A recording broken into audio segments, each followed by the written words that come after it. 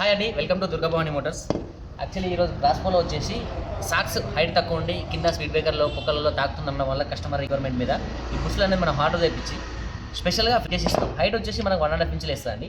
ఇది యాక్చువల్లీ నిన్న వచ్చేసి మనం ఒక క్రాస్పోలోకి సస్పెన్షన్ ప్రాబ్లం ఉన్నది, డౌన్ అవుతుంది, స్పీడ్ బ్రేకర్ లో తాకుతుంది అని చెప్పి ఒక కస్టమర్ మనకు వెహికల్ ఇస్తే బుష్ చేసేటప్పుడు మీకు వీడియోస్ తీసాం కదండి.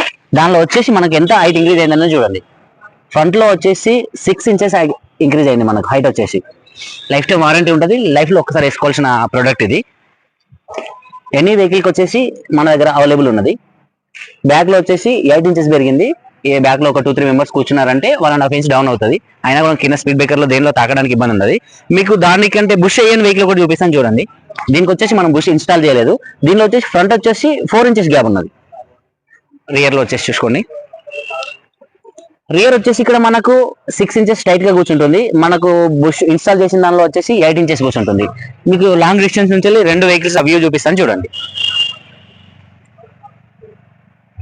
ఎంత హైట్ ఇంక్రీజ్ అయిందనేది మీకు సింపుల్ గా కనబడుతుంది.